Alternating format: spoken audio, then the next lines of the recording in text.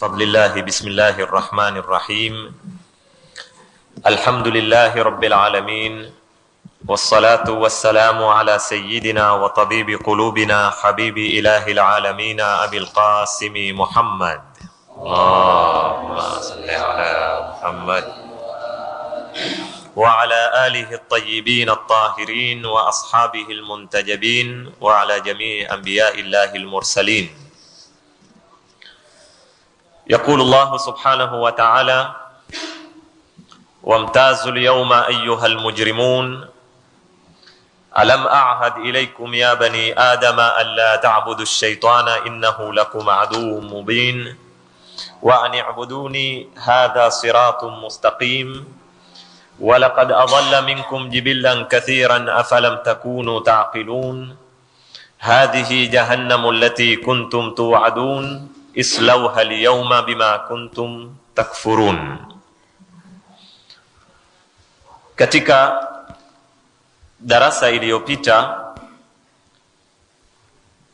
tuliweza kwa taufiki ya Mwenyezi Mungu Subhanahu wa Ta'ala kuzifasiri kwa ufupi aya hizi ambazo nimezisoma, aya ya 59 mpaka aya ya 63,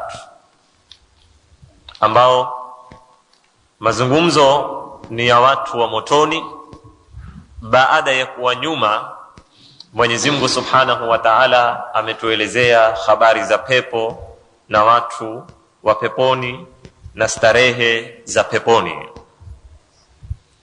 Wamtazu al-yawma ayyuha al-mujrimun, pambanukani leo nyinyi wakosa, dhihirini leo kwa sura zenu, namna mulivyo sio namna muliokuwa mukionekana ulimwenguni.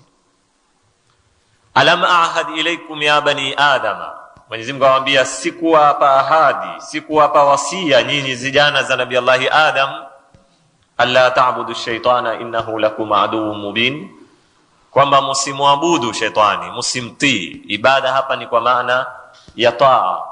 Msimtii shetani, kwani huyo shetani ni adui aliyowazi kwenu nyinyi, na uadui wake hauna haja ya kuelezwa wala kutolewa dalili. Wa ani'buduni, na muniabudu mimi. Mwenyezi Mungu atuambia hadha siratun mustaqim, kwani hii ndio ndia iliyonyoka sawa, lakini hamukutekeleza wasia, hamukushikamana na nasaha ya Mwenyezi Mungu Subhanahu wa Ta'ala. Natija ni kwamba shetani aliweza kuwapoteza vingi katika nyinyi. Kwa Mwenyezi Mungu atuambia walaqad adalla minkum jibillan kathiran afalam takunu taqilun. Kwa hivyo natija, kwa kuwa ameweza kuwapoteza wingi katika nyinyi, kwa kuwa hamutumii akili ya kupima mambo, natija ni hii tunayoiona. Mwenyezi Mungu atuambia hadhihi jahannamu allati kuntum tu'adun islauha al-yawma bima kuntum takfurun. Aya hizi kwa ufupi zimetugusia masala ya moto na baadhi ya pande fulani za moto, na kwa ajili ya kutaka kuzichambua na kuzifasiri kwa upana aya kama hizi, hatuna budi tufuate nukta zitakazokuya. Kitu cha kwanza ni tujiulize suala hili kama tulivyofanya wakati tulipokuwa tukizungumza masala ya pepo. Tulipoanza inna ashabal jannati al-yawma fi shughlin fakihun, tukakabiliwa na suala man hum ashabul janna, ni nani hao watu wa peponi? Tukajaribu kueleza kwa mujibu wa Qur'an. Leo la tukabili swali hili, man hum ashabun nar, ni nani watu wa motoni?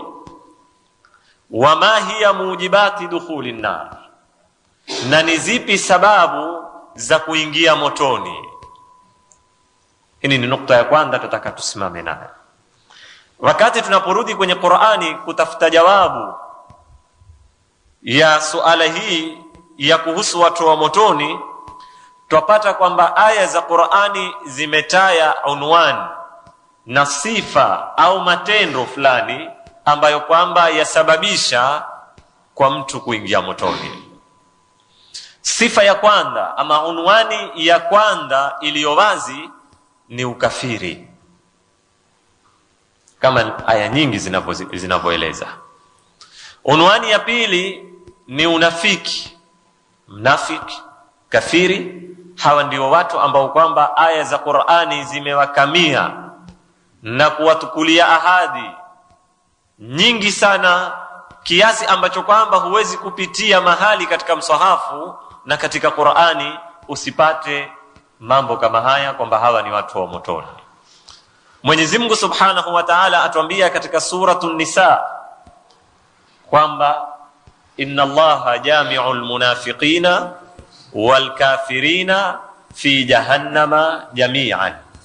Mwenyezi Mungu atawakusanya wanafiki, au Mwenyezi Mungu ndiye mwenye kuwakusanya wanafiki na makafiri katika moto wa jahannam wote. Kwa hivyo ukitakuwa hadhihi jahannamu allati kuntum tu'adun, ni nani watakao kuingia kwenye jahannam? Watu wa kwanza ni hawa. Qur'ani yatuambia inna Allaha jami'ul munafiqina wal kafirina fi jahannama jami'an.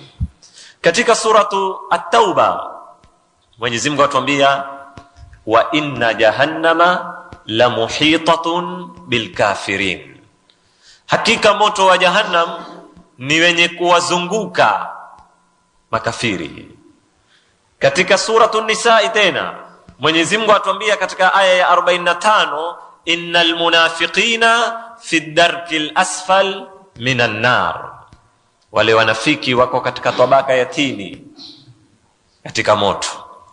Kwa hivyo unwani ya kwanza au sifa au mlango wa kwanza wa kuwapeka watu katika moto wa jahannam ni masala ya ukafiri, kumkanusha Mwenyezi Mungu Subhanahu wa Ta'ala, kuwa mbali na itikadi sahihi ambazo kwamba zatakikana na mbingu. Hii ni tatizo kubwa katika maisha ya mwanadamu na litamsababisha kuingia motoni. Pili ni wale watu ambao kwamba hawana msimamo wazi katika imani zao, katika itikadi zao, kama inavyotuambia Qur'ani ni mudhabdhabina, ni watu ambao kwamba wako huku na huku, wakia kama inavyotuambia Qur'ani, wakipambana na watu walioamini qalu amanna wa idha khalau ila shayatinihim, lakini wakenda wakisha kupambana na mashetani wao, viongozi wao, matughati wao, huwa wakiwaambia inna ma'akum, sisi tuko pamoja na nyinyi, sisi twawahadaa wale tu. Sasa hawa ambao kwamba hauko wazi msimamo wao wa kiimani, wajaribu kudhihiri kwa rangi mbalimbali za kiimani, hawa pia ni watu ambao kwamba Mwenyezi Mungu Subhanahu wa Ta'ala atuambia fi darkil asfal minan nar.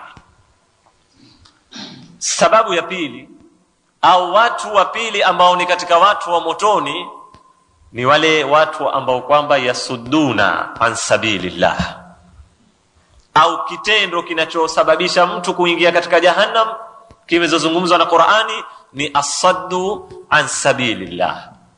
Nini maana ya saddu an sabilillah? Neno la sadda katika lugha ya Kiarabu twaweza kulifasiri Kiswahili kwa maana ya kukingiliza. Neno kukingiliza la maanisha kumziwilia mtu ima asione haki au kumziwilia mtu asitende haki, ni kutoipa nafasi haki kufanya kazi, ni kutoipa nafasi kheri kusambaa katika jamii. Ikawa mtu kazi yake yeye hatosheki na kufanya uovu, yeye hatosheki na kuwa yeye hakuwa na haki, bali aenda mbio zake zote na juhudi zake ili ahakikishe kwamba haki haikupatikana, ili ahakikishe kwamba kheri haikutendwa katika ulimwengu. Hii ndio maana ya asaddu an sabilillah, kuiziba ndia ya Mwenyezi Mungu. Mwenyezi Mungu ataka watu waweko katika siratan mustaqima, ambao mtu wa kwanza afanya kazi hii ni Ibilisi, sababu Ibilisi guarantee aloitukua kwa Mwenyezi Mungu Subhanahu wa Ta'ala baada ya kufukuzwa na kutolewa katika zile daraja alizokuwa nazo na kuvuliwa zile nishani zote alizovishwa za utukufu, alimwambia Mwenyezi Mungu Subhanahu wa Ta'ala la aqudanna lahum siratakal mustaqim, mimi nimekuhakikishia nendao kufanya kazi hii. Kazi gani? Nitakwenda kuketi katika siratan mustaqim. Hiyo ndia yako ambao wewe wataka waja waifuate. Shetani alitukua ahadi atakuya kuikingiviza hiyo ndia. Itakuwa kazi yake ni kuwatoa watu katika siratan mustaqim, ni kuwazivilia watu wasione siratan mustaqim, ni kufanya bidii siratan mustaqiman isiwe itakuwa na wafuasi wingi. Hii ndio as-saddu an sabilillah. Na Ibilisi akaifanya kazi kama hiyo na yuendelea kuifanya, na akapata wafuasi wako na binadamu ambao wafanya kazi ya Ibilisi. Mwenyezi Mungu atuambia kul a'udhu bi rabbin nas malikin nas ilahin nas min sharril waswasil khannas alladhi yuwaswisu fi sudurin nas min aljinnati wan nas. Mwenyezi Mungu atufundisha tujilinde na shetani, sawa sawa ikiwa ni sampuli ya majini au ni sampuli ya watu ambao kwamba kazi yao ni as-saddu an sabilillah. Hayo utayapata katika suratul Nisa aya ya 55. Mwenyezi Mungu Subhanahu wa Ta'ala atuambia faminhum man amana bi wa minhum man sadda anhu wa kafa bi jahannama sa'ira. Katika wanadamu, katika wao kuna wale waliomwamini Mwenyezi Mungu, na katika wao kuna wale ambao kwamba sadda anhu, kazi yao ni kukingiliza watu wasende kwa Mwenyezi Mungu Subhanahu wa Ta'ala, na hao yawatosha kuwa mashukio yao ni jahannam.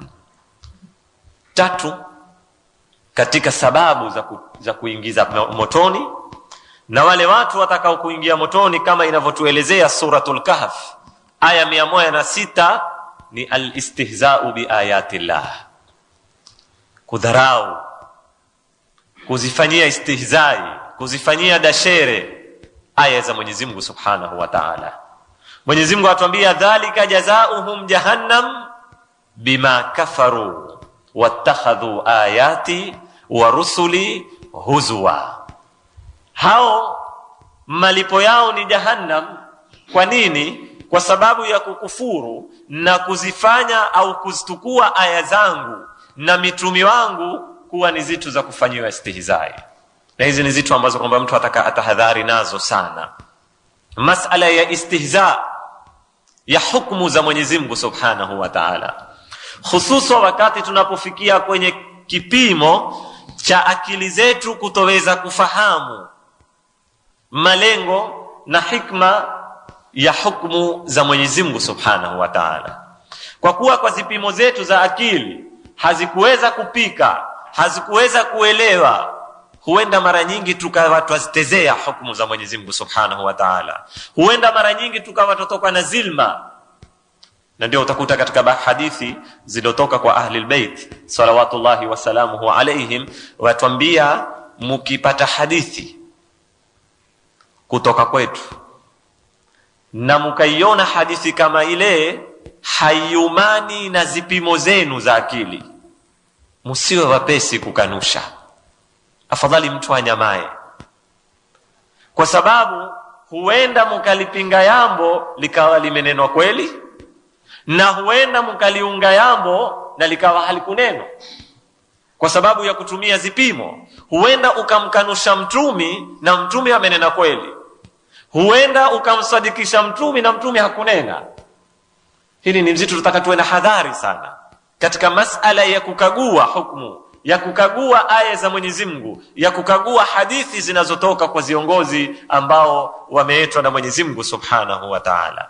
Na ndio utakuta tatizo hili ni kubwa sana, limeweza kuangusha watu wengi, limeweza kutoeleweka kwa watu wengi, na yeo elimu yathibitisha baadhi ya zitu kadha wa kadha ambazo kwamba zilikuwa hazieleweki, na tujaribu kuzipima kwa akili na hazipimiki kwa akili. Mara nyingine siwezi kuingia kwa urefu nikatoka kwenye mada kwenye kuieleza mifano ya mambo kama haya, lakini istihza, kuzitezea aya za Mwenyezi Mungu, kutezea hukumu za Mwenyezi Mungu, ni jambo kubwa sana ambao Mwenyezi Mungu atuambia malipo yake ni jahannam bima kafaru wattakhadhu ayati wa rusuli huzwa. Jambo la 4 linalosababisha kuingia motoni ni kuata kumtii Mwenyezi Mungu Subhanahu wa Ta'ala, kwa sababu katika maamrisho muhimu yanayokaririwa na Qur'ani, yanayokaririwa na hadithi za Bwana Mtume, yanayoasisiwa na dalili za kiakili ni masala ya kumtii aliyekuumba. Hayataki aya zimekuja kutilia mkazo tu, hadithi zimekuja kutilia mkazo msingi wa kiakili ambao wakubalika na kila mtu, kwamba yoyote anayekuneemesha, yoyote ambaye kwamba ana wilaya yulako, wewe lazima umtii. Mwenyezi Mungu atuambia, wa man ya'si Allaha wa rasulahu fa inna lahu nara jahannama khalidina fiha abada. Mwenye kumuasi Mwenyezi Mungu na mtumi wake, huyo ana moto wa jahannam, na wataketi milele katika moto wa jahannam, tena milele. Hizi ni katika sababu za kuitiwa motoni watu. Muhimu sana ni ukosefu wa utumiaji wa akili, kutoitumia akili. Ndio utakuta hata aya tumezoisoma hapa ya shetani, Mwenyezi Mungu atuambia, walaqad adalla minkum jibillan kathiran afalam takunu taqilun. Shetani ameweza kuwapoteza pote kubwa katika nyinyi, akili zenu zilikuwepo wapi? Hii akili kama anavyotuambia Mwenyezi Mungu Subhanahu wa Ta'ala katika hadithul Quds, anena alipoiumba akili, alihutubu akili, akaiambia aqbil fa aqbala, akaiambia adbir fa adbara. Aliyamkua akili ikenda, akaiambia nenda, ikenda akili. Kisha akaihutubu akili, akanena fa wa izzati, Mwenyezi Mungu akaapa kwa izi zake, kwa utukufu wake wa jalali, sijaumba kiumbe kitukufu kama wewe. Akawa aihutubu akili, na huku aapa Mwenyezi Mungu, aiambia mimi naapa kwa izi yangu, naapa kwa jalali yangu, siyaumba kiumbe bora kama wewe akili, na wewe ndiyo mimi nitaadhibu kupitia wewe, na ndiyo mimi nitatoa thawabu kupitia wewe. Kwa hivyo Mwenyezi Mungu alipoitia akili kwenye kichwa chako, akili hii ndiyo ilikuwa mategemezi makubwa ya kuetewa sharia wewe, mategemezi makubwa ya kutakikana wewe utii. Utakuta hayawani hawana moto, hawana pepo. Ziumbe zingine hazina moto, hazina pepo. Moto na pepo wafuata akili, vile itakavyokutumiwa na vile ambavyo haitotumiwa akili.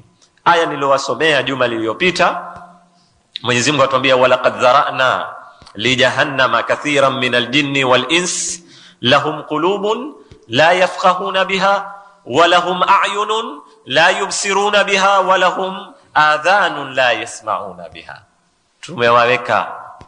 Tumeweka nafasi au tumewatia kwa wingi motoni katika majini na katika binadamu. Nini kisa na sababu?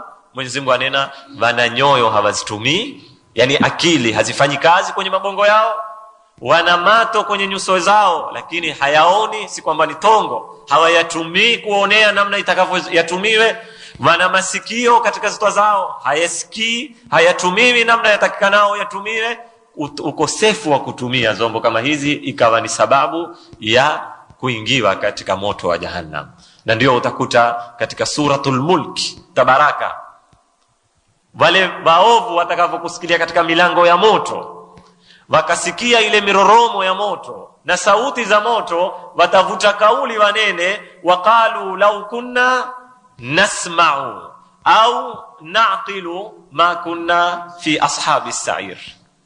Lau tulikuwa twasikia, yani twatumia masikio yetu, au naqilu, au twatumia akili zetu, tulikuwa twapika, ma kunna fi ashabi sa'ir, hatungelikuwa yao katika watu wa motoni. Lakini tatizo ni kwamba akili zilikuwa hazitumiwi na masikio yalikuwa hayatumiwi. Kwa hivyo hii ni kitu muhimu mtu atanabahi nacho, na kila mmoja kama inavyotuambia Qur'ani na Biblia ataubeba mzigo wake, wala taziru waziratun wizra ukhra. Hakuna atakayekuangata mzigo wa mwendani wake. Kwa hivyo ni muhimu utumie akili yako, kwa sababu hisabu ni yako na mzigo ni wako, na huko kutarukanwa. Mwenyezi Mungu Subhanahu wa Ta'ala atuambia katika Qur'ani, kila mmoja atamruka mwendani wake. Utakuwa mimi nilimfuata huyo, sikukwambia unifuate.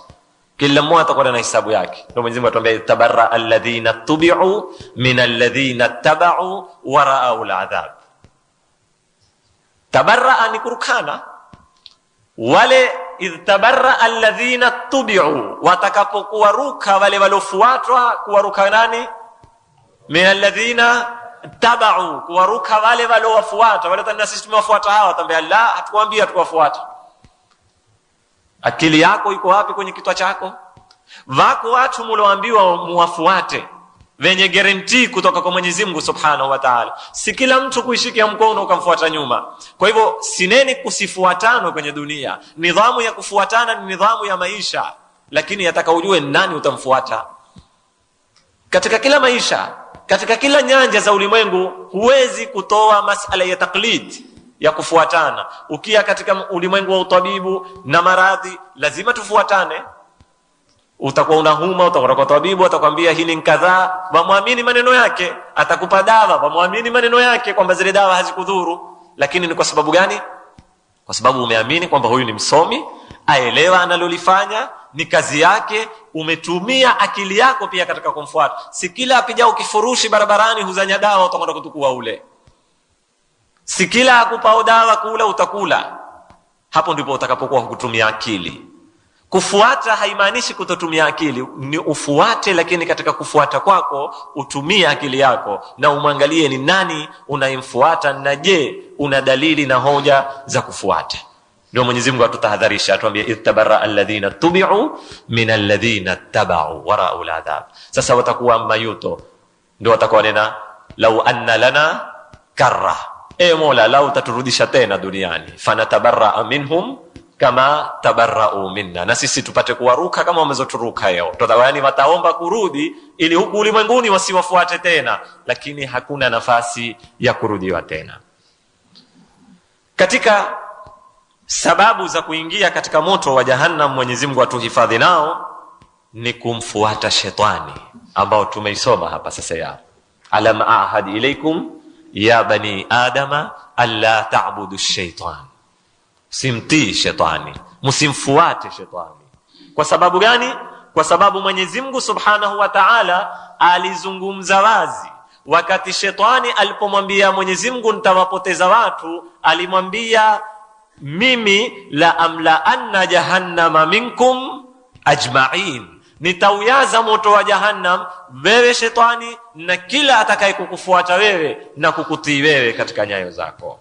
Katika sababu za kuingia motoni ni masala ya tughyan, utughati, istikbar, ubopari, unyanyasaji, dhulma. Hizi ni zitu ambazo kwamba ni hatari sana. Mwenyezi Mungu Subhanahu wa Ta'ala, Mtume sallallahu alayhi wa sallam atuambia katika hadithi, adh-dhulmu dhulumatun yawm al-qiyama. Dhulma ni ziza siku ya kiyama, ni giza yula giza ambao mtu atahadhari na zitu kama hizi.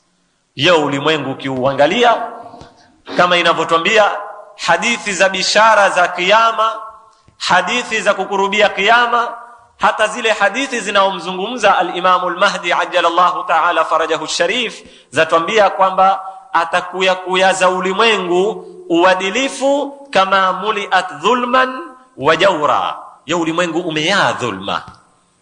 Kifungua chombo cha habari chochote, cha kusoma, cha kusikia, cha kuangalia, kila unapoangalia kwenye ulimwengu ni uuaji, ni dhulma, ni kila aina ya unyanyasaji kuendelea katika ulimwengu kama huu. Hayo ni yale makubwa ya mia kuuawa na alfu na maelfu kadhaa. Ukiingia katika maisha ya kawaida, ukaingia zijijini, ukaingia kwenye haya maisha yetu ya kila siku, uangalie dhulma namna zinavyoendelea, na zajaribiwa kuvishwa na nguo ya kuhalalishwa mara nyingine. Hii ni hatari ambao tumeambiwa tujitenge nayo sana. Mwenyezi Mungu Subhanahu wa Ta'ala atuambia, alaysa fi jahannama mathwan lilmutakabbirin. Una habari wewe kwamba sehemu ya kuketi makaburu ni wapi? Ni Jahannam, ndiyo makazi yao. Katika aya nyingine Mwenyezi Mungu atuambia, wa khaba kullu jabbarin anid min waraihi jahannam wa yusqa min ma'in sadid.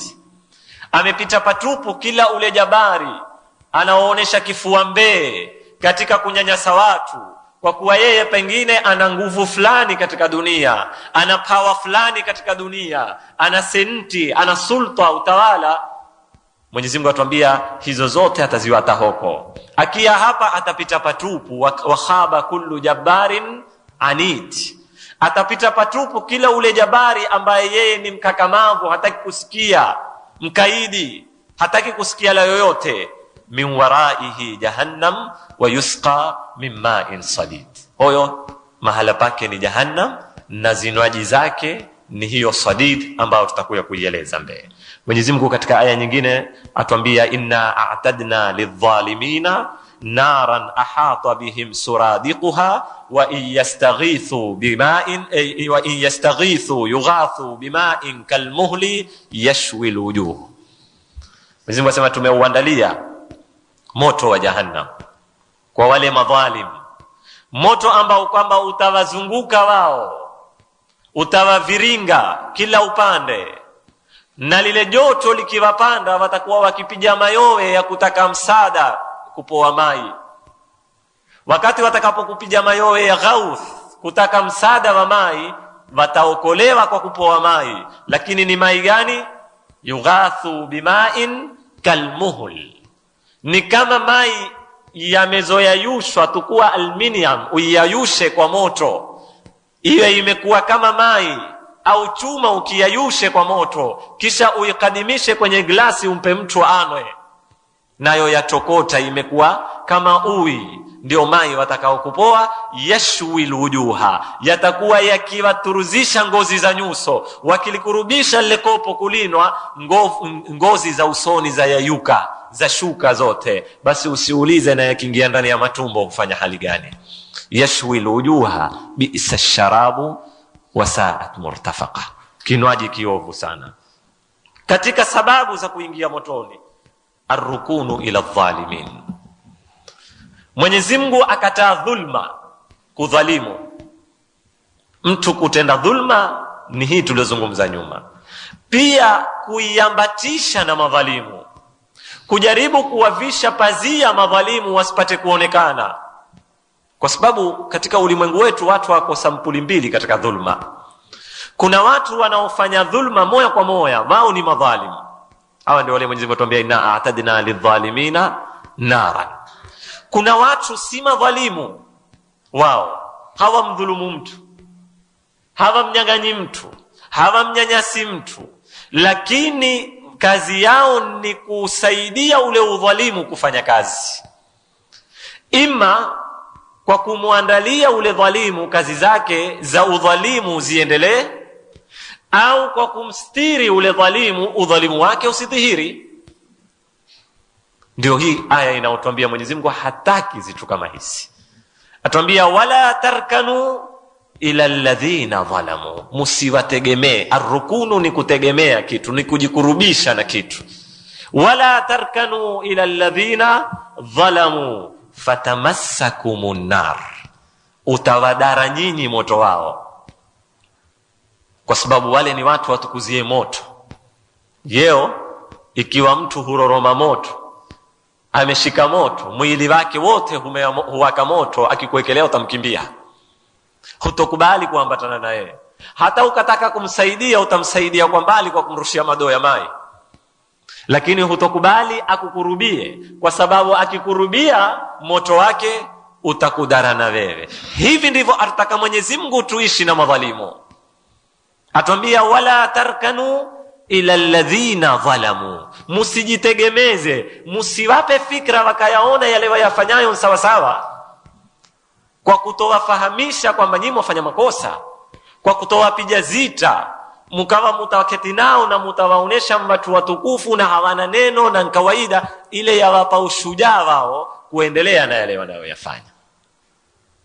Sitaki kuingia kwa urefu pia kwenye himada, mimi nataka kuzigusa zito tu za mazungumzo. Lakini nakumbuka katika mwaka yuzi, katika mwezi wa Ramadhani, niliwahi kueleza darasa kuhusu masala ya kuwafanya kazi na madhalimu na hadithi nyingi zimezokuja kutoka kwa ahli albayt salawatullahi wasalamu alayhim kuhusu masala haya, kwa sababu watu wamezoeza kunyanyaswa na watu wachache, na ule udhalimu ukabarikiwa. Hakuna kama ahli albayt.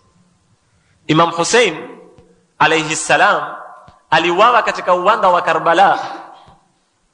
Walomuua si waislamu wote, ni kikundi, ni mkoa tu mmoja wa Kiislamu, ni Sham, sehemu za Syria, lakini waloibariki dhulma ile ni wingi. Walonyamaa, wale ambao kwamba hawakutoka wakaenda wakamsaidia, wale ambao kwamba hawakuilani dhulma kama ile, ikawa ni jambo la kawaida kwa sababu tu ya kubarikiwa. Na ndio utaona Mtume sallallahu alaihi wasallam atuambia, as-sakitu anil haqqi shaytanun akhras, mwenye kuona haki na akanyamaa asibaini ile haki, mwenye kuona dhulma na akanyamaa asibaini ile dhulma na kuonesha haki iko wapi, Mtume atuambia hoyo ni shetani ambaye tu ni bubu, hawezi kunena, ni shaytanun akhras. Kwa sababu kuinyamalia dhulma na kuinyamalia haki isionekane ni kuipa nafasi iendelee kukua dhulma, na kuipa nafasi haki iendelee kumalizwa. Katika sababu za kuingia motoni, ndugu zangu Waislamu, ni kupenda ulimwengu na kusahau akhira. Kwa sababu akhira na ulimwengu ni zitu ziwili ambazo kwamba katika mafungamano yako ya kiruhu na ya kimaisha ni lazima kupatikane tawazu, uweze kubalance zitu kama hizi. Ukitoweza kuziweka katika zipimo, popote utakapokuangukia utakuwa umeanguka makosa. Mwenyezi Mungu Subhanahu wa Ta'ala katika maisha yetu hataki tuutukie ulimwengu kwa maana ya kutojali maisha ya ulimwengu tukawa sisi ungoja akhira tu, kama ile hadithi ambayo sisi tuifahamu makosa tunapoambiwa ad-dunya ni jannatul kafir na sijnul mu'min. Dunia ni jela kwa Waislamu, ni pepo kwa nani? Kwa makafiri. La, masala si hivyo tunavyofahamu kwamba tutajidhiki. Akhira iwekee hisabu yake na dunia uiwekee hisabu yake, na chochote kisizidi ndani yake. Iwapo utalalia kwenye ulimwengu usahau akhira, hapo ndipo kuyapo hatari. Kwa sababu mtu akishakusahau akhira, ni maana amesahau pepo na moto, ni maana amesahau hisabu, ni maana amesahau Mungu, ni maana amesahau itikadi zote. Kwa hivyo, na anaposahau itikadi hizi, hana zipimo tena za kuishia, hana atakalo kujali kufanya. Kwa sababu pingamizi kubwa iliyoko kwa binadamu, hususa unapokuwa ni mu'min, ni Muislamu, kwamba wewe una hisabu za akhira, una hisabu kwamba mimi nitakwenda kulipwa na Mwenyezi Mungu Subhanahu wa Ta'ala. Kama nilivyowaeleza nyuma, hii yafanya kazi kiasi kikubwa katika kukupa mwelekeo katika maisha yako na kukupa mizani, yani lipi utalifanya na ni lipi hulifanyi. Hisabu kama hizi zitakapokuondoka, huwa sasa kama tulivyoambiwa, bal yuridul insanu liyafjura amama. Sasa hii ndio Mwenyezi Mungu ametuambia ni hatari sana. Waqila liyawma nansakum kama nasitum liqaa yawmikum hadha wa ma'wakumun nar. Mwenyezi Mungu atuambia tutaambiwa siku ya kiyama wale hususo walosahau akhira kwamba yeo mutasahauliwa kama nyinyi mulivyoisahau siku kama hili, na makazi yenu ni motoni. Katika aya nyingine Mwenyezi Mungu atuambia, man kana yuridu al-ajila ajjalna lahu fiha ma nasha. Anayependa ulimwengu, anayependa raha za ulimwengu, asohitaji masala ya akhira, atapoa, lakini hisabu itakuwa ni ya hapa. Lakini huko atakuwa ni hisabu gani? Mwenyezi Mungu atuambia, thumma ja'alna lahu jahannam.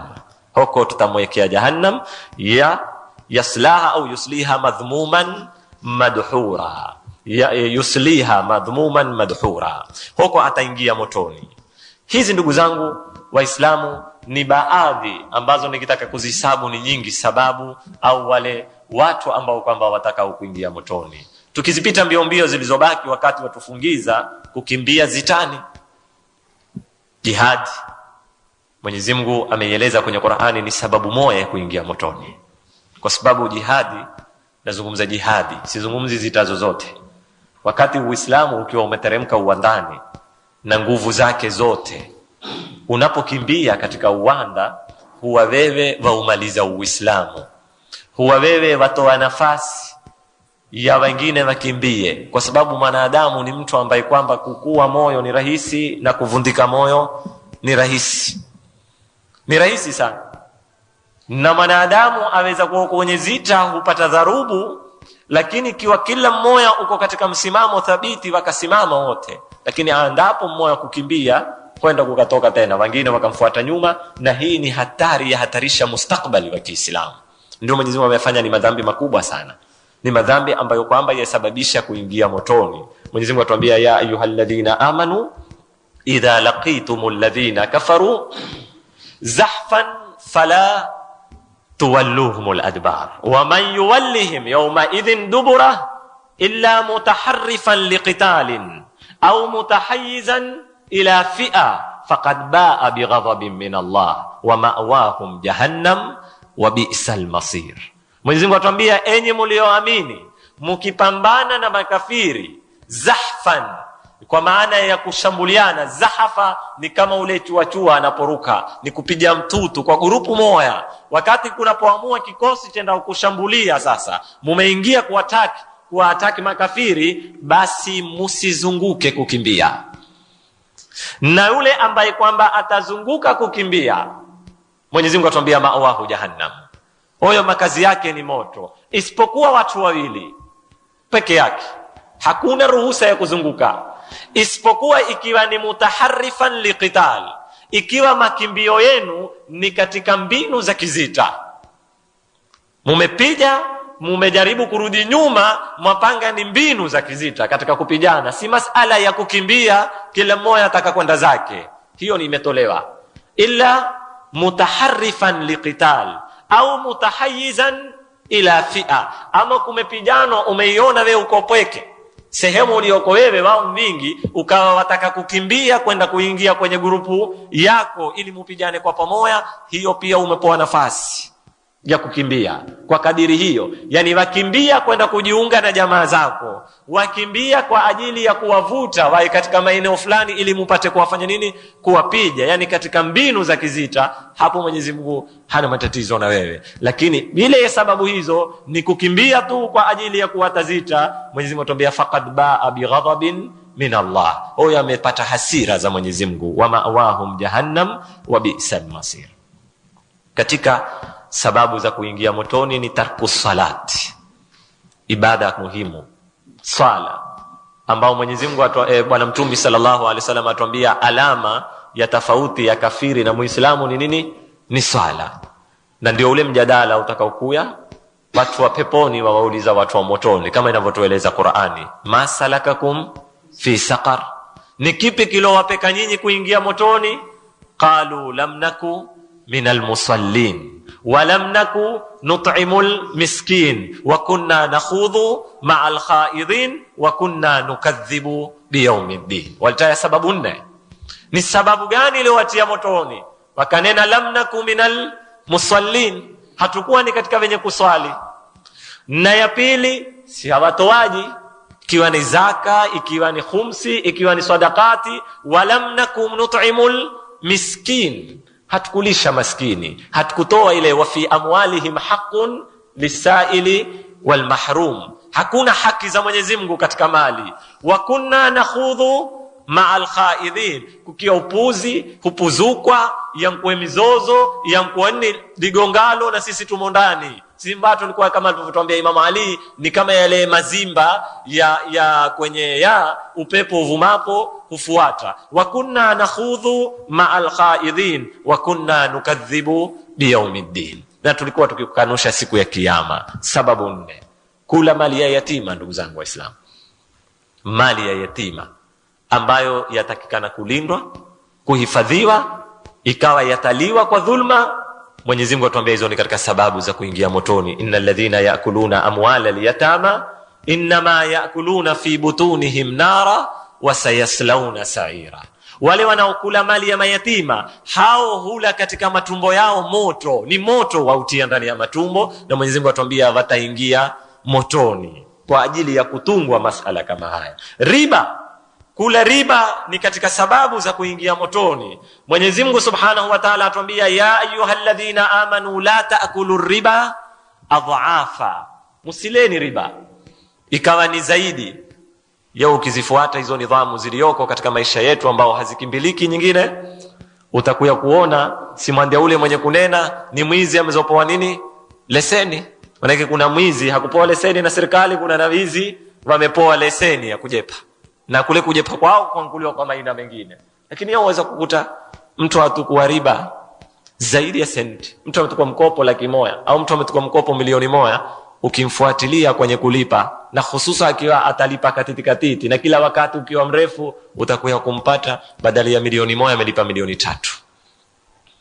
Si masala ya riba shilingi 10,000, wala masala tukua 1,000,000 urudishe 1,100,000 na 100,000. Watu walipa mikopo yasikilia wakati riba iliyoko yula mkopo iko zaidi mara 2 au mara 3. Ndio Mwenyezi Mungu atuambia la taakulu riba adhafa. Dhifa yani ni mara ya kitu 10, ukaotalipa 20 au 30, mara 2 imezidi. Hiyo tumekatazwa. Kisha akatwambia katika kuendelea na aya kama hii, wattaqullah, mwisho akatwambia wattaqun nara allati uiddat lilkafirin. Ndugu zangu Waislamu, ni nyingi sababu, na mimi ninajaribu kuzifupisha ili zisiwachokeshe, lakini ni muhimu mambo kama haya tuyayue na tuweze kuikinga na sababu kama hizi. Kukanusha neema za Mwenyezi Mungu ni sababu za kuingia motoni. At-tatfif, sura tuisoma katika juzu ya amma, wailun lilmutaffifin. Mutaffifin ni wale wapijao mizani, wale watu wanaojepa kwa siri, katika kujepa katika mizani kwa mbinu aina yoyote. Mwenyezi Mungu ametufasiria watu kama hawa ni watu wa motoni. Humazatil lumaza, wailul likulli humazatin lumaza. Alhumaza wal lumaza, kwamba kumwamba mwendani wako ni katika madhambi ambayo Mwenyezi Mungu ametukanya sana. Sawa sawa iwe ni kwa mdomo au iwe ni kwa kupiga nyushi.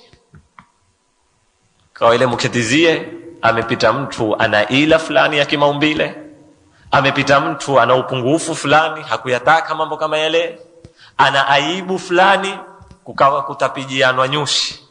Ndio hii humazatil lumaza. Kukawa ni kwamba kwa mato wale hunena, maana ni kushiriana. Angalia wale ukapidiana, ni lugha za saib ambazo zina maana ya ghiba, ya kwamba hizi ni zitu Mwenyezi Mungu Subhanahu wa Ta'ala hazitaki na ametukanya sana. Hii ni kuhusu nukta ya kwanza, manhum ashabun nar, ni nani watu wa motoni na ni sababu gani zitawafanya watu waingie motoni. Suala la pili, tukiwa tuzungumza masala ya moto, Mwenyezi Mungu atuambia hadhihi jahannamu allati kuntum tu'adun. Nini hakika ya moto? Uko vipi mambo yake? Pepo tulielezwa mambo yaliyoko ndani, majumba namna yaliyo, mabustani. Ni muhimu pia tufahamu hakika ya moto. Moto uzungumzwao uko vipi? Ni mduru wa kuni utawekwa? Ni masala ya sampuli gani? Haya masala ya moto. Kutaka kulijibu suala kama hili, tutarudi pale pale kwenye msingi wetu tunaoueleza kila wakati, kwamba hatuna uwezo kamili wa kuweza kuyafahamu mambo ya akhira namna yaliyo. Ni namna habari zinavyotusikilia na namna tunavyozipokea. Tukitaka kuueleza moto uko vipi, itatubidi tujisaidie na yale maina yamezotumiwa katika Qur'ani na sifa zilotumika katika Qur'ani katika kuueleza moto. Huenda ikatupa sura yapokuwa yenye vindu isokuwa wazi sana, tukaweza kufahamu moto uko vipi.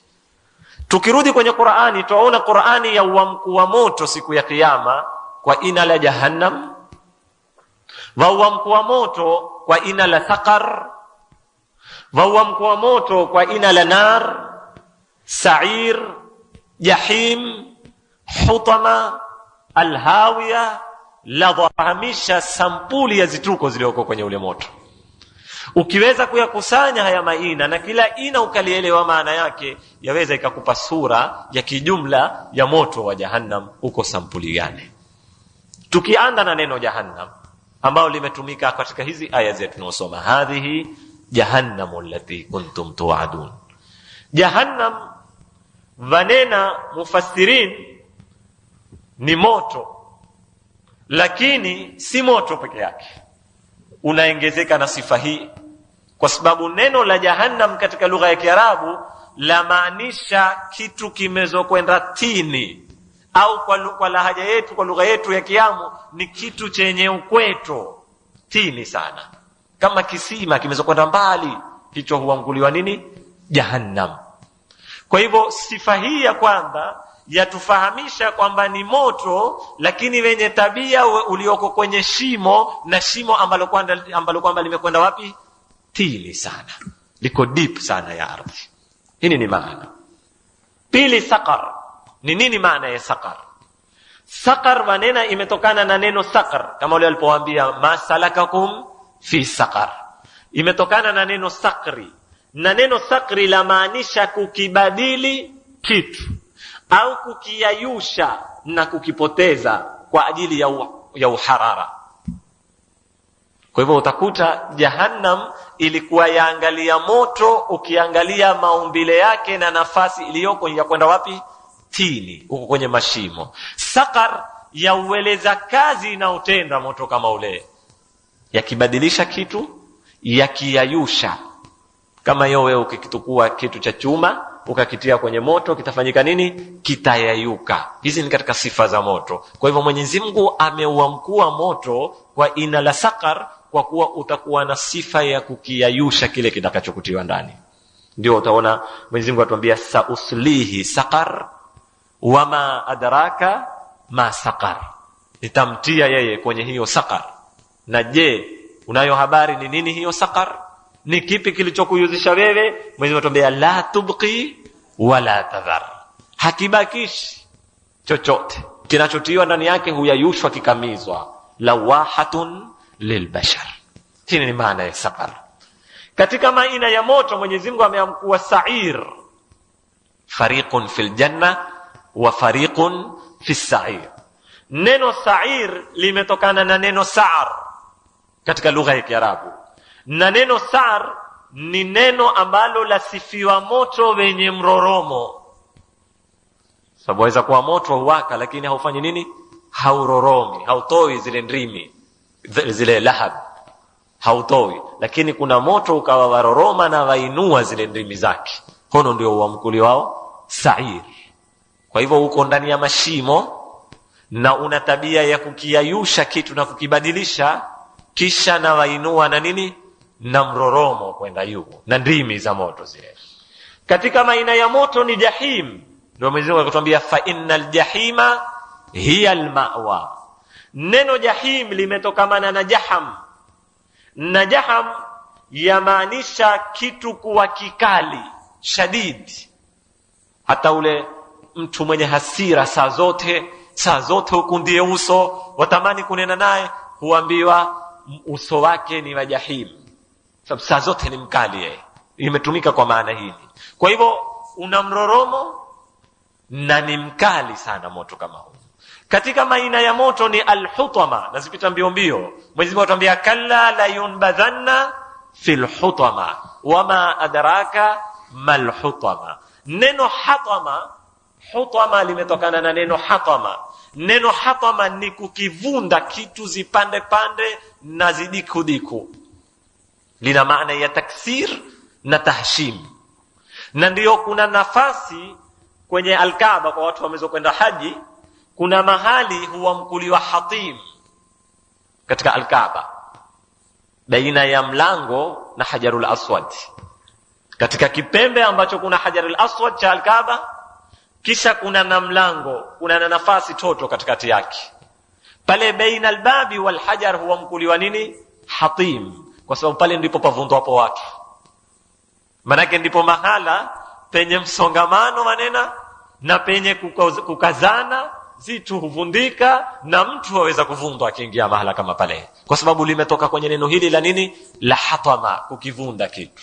Kwa hivyo moto kama huu Mwenyezi Mungu Subhanahu wa Ta'ala ameupa sifa ya hutama, ya kuvunda. Sigongo kwamba huvunda, ni pressure. Moto ukizidi ujoto lake na pressure ikizidi hulipua, huweza ukavunda, zioo zikavundika, zitu zikavundika, zikamumunyika. Kwa hivyo katika sifa ya moto wa Jahannam moya ni kwamba una tabia ya kuvunda kwa namna unavyopanda ukali wake. Alhawiya, katika maana ya moto Mwenyezi Mungu amenena fa ummuhu hawiya wama adraka ma hiya. Hawiya imetokana na neno hawa, na hawa katika lugha ya Kiarabu kuna hawa ya hawa tuiwao hii, kuna na hawa ni fi'l, ni kitendo ya kuanguka, sakata. Hawiya shimo au ni kuanguka kwa maana hiyo. Kwa hivyo Mwenyezi Mungu anapouamkua moto hawiya, haliko mbali ina hili na ina gani la Jahannam, kwamba kuna matobwe na yamekwenda tini, na kiasi watu watakuwa wakitoswa na wakiangushwa kwenye matobwe kama yale. Katika maina ya Jahannam ni ladha, kalla innaha ladha. Ladha haiko mbali na maana ya jahim, kwamba ni kitu chenye mroromo na kinachotoa mwangaza kwa hali ya juu sana. Wakati tukiyasoma maina kama haya na mengineo ambayo nimeyawata, tutapata sura fupi ya huu moto uko sampuli gani. Ni moto wenye sifa ya Jahannam, umeweza kwenda tini wenye ukweto. Ni moto ambao kwamba una sifa ya mroromo. Ni moto ambao kwamba wawasha kiasi kikubwa, wavunda, wakiayusha kitu na kukibadilisha. Haya ndio maina yake. Baadhi ya wanazuoni wa tafsiri wamenena haya maina si maina ya moto wote. Haya ni milango au ni tabaka. Kuna moto huamkuliwa Jahannam, kuna moto huamkuliwa Sa'ir, kuna moto huamkuliwa Hutama, kuna moto huamkuliwa Hawiya. Si kila ina la maanisha sehemu yote ya moto. Ni daraja, na kila daraja ina stage fulani ya dharubu, na watu watatafautiana katika kuingia kwenye hizi daraja kulingana na madhambi ambayo kwamba wayafanya watu kama yale. Wakati tunaposikia lugha kama hizi, ndugu zangu Waislamu, huyu alikapita suala, je, kuna dharura ya kuweka moto sampuli hizo?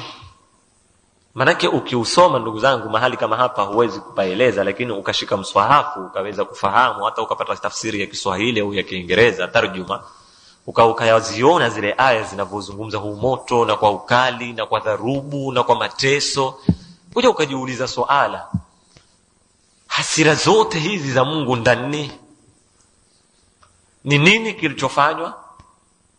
Kuna haja gani ya kuweka moto? Kisha wenda kuwatesa watu, hakuna natija ya mateso kama hayo?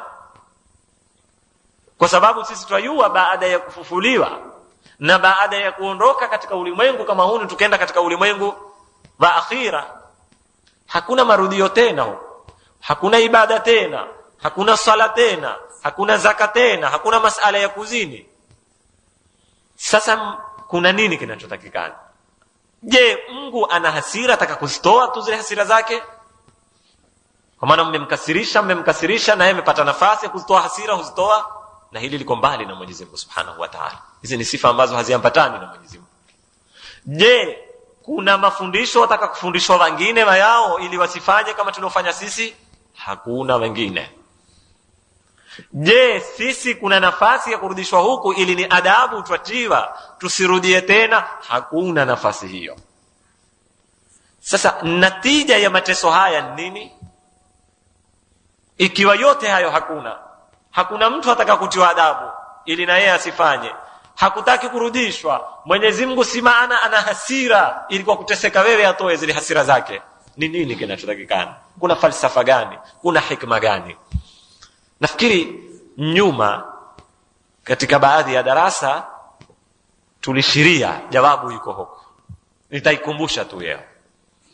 Wakati nilipotoa mifano kwamba hizi kanuni tulizonazo ziko sampuli 3, kanuni za mateso.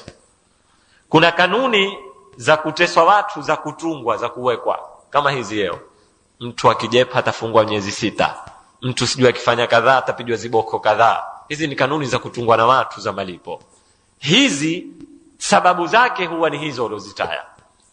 Ataka kuridhishwa mtu, amalize hasira zake ule aliyopigwa, aliojepewa. Ataka kutiwa adabu ule aliojepa, akitoka sijepe tena. Ataka kufahamishwa mwingine ambao hayajepa ili waambiwe na wewe ukijepa ndio utapita. Ni hili zinao malengo kama haya. Hizi ni kanuni za kuweka kwa watu. Lakini kuna kanuni za kimaumbile hazina malengo haya.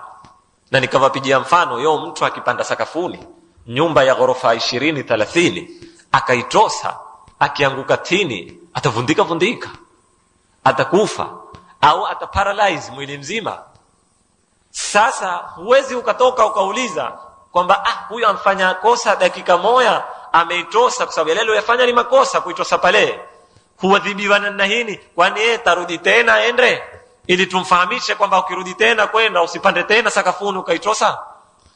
La, hayai maswali haya, kwa sababu masala ya kuparalyze, masala ya kuvundika mwili, masala ya kufa, ya kupasuka kitu bongo likatoka mbalimbali, si kanuni tulozitunga. Hatukuketi tukaunda bunge tukapanga kwamba ataka kuitosa sakafuni makosa yake yatakuwa sampuli hii. Ni kanuni za kimaumbile, ni natija ya kile kitendo. Kwa hivyo hizi ni natija ambazo kwamba haziulizwi maswali kama haya. Na hivi ndivyo masala ya akhira.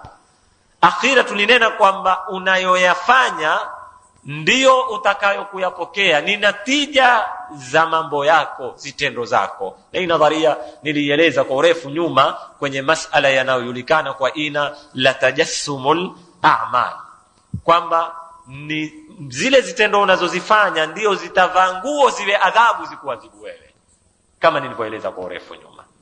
Wengine unena ikiwa Mungu pia ana lengo la kutaka sisi tubaki kwenye sirata mustaqima, angelitutisha tu. Tuambia kuna moto, kuna nyoka zitoswaba, utapigwa rungu sijui mpaka wende kwenye kitu kadhaa, kisha tukitakapokufufuliwa huko hakuna tena moto. Iwe kwa kadiri ya kutuweka sawa tu hapa katika ulimwengu. Haya ni masala pia hayakubaliki, kwa sababu wewe wamfaradhia Mwenyezi Mungu Subhanahu wa Ta'ala awe mrongo, wamfaradhia Mwenyezi Mungu Subhanahu wa Ta'ala awe na ahadi za urongo. Na wako baadhi wameweza kwenda na misimamo kama hii. Manena hizi aya za Qur'ani na hizi adhabu na makamio ya Mwenyezi Mungu, hakuna mambo kama haya. Haya ni kadiri tu ya kutishwa. Kama wewe pale umwambia hapo mano usiende makokoni kuna ngoloko, usitembee karibu na ufuo wa bahari, au usipande kwenye ngome kuna kitunushi, sijui kuna kadhaa, kuna jini hula watu, usende, kuna chonda. Zile ni zitisho ambazo kwamba waziunda tu kwa kadiri ya kumhifadhi ule kijana asiende kutembea kule makokoni, kuna madhara, asitembee kwenye ngome ya bahari ili kuna hatari ya kufanya nini, ya kuanguka. Lakini hakuna kitunushi wala hakuna ngoloko wala kuna. Wengine wamejaribu kunena maneno kama haya kwamba hizi zitisho pia ziko sampuli hizo, lakini hawa wameghafilika na nukta muhimu, kwamba wamkosea Mwenyezi Mungu Subhanahu wa Ta'ala, kwamba anena urongo na atoa ahadi za urongo. Na Mwenyezi Mungu atuambia fala tahsabanna Allaha mukhlifa wa'dah inna Allaha azizun dhuntiqam. Usidhani, sipite mawazo haya kwamba Mwenyezi Mungu atakuwa yeye ni mwenye kukhalifu wa'di wake. Inna Allaha azizun dhuntiqam, Mwenyezi Mungu ni mshindi na atawatesa wale ambao kwamba watakao kukhalifu amri zake. Ndugu zangu Waislamu, sina budi mpaka hapa kusimama kwa sababu wakati umeenda sana na umetumalizikia. Tumebakiwa na nukta kadhaa tu za kuhusu moto tuzimalize, na aya ya mwisho ya juzu ya 4 ya suratu Yasin ambayo yatuambia al-yawma nakhtimu ala afwahihim wa tukallimuna aydihim wa tashhadu arjuluhum bima, mpaka mwisho wa aya. Ndio tutaifunga hii juzu, na insha Allah Taala natarajia juma litakalokuja tutakuwa ndio darasa la mwisho la kuimaliza juzu kama hini na kulifunga darasa insha Allah Taala, Mungu akitubakisha hai na uzima mpaka baada ya kumaliza harakati za Shaabani na mwezi wa Ramadhani. Mwenyezi Mungu Subhanahu wa Ta'ala tutakabalie amali zetu. Walhamdulillahi Rabbil Alamin. Wassalamu alaykum wa rahmatullahi ta'ala wa barakatuh.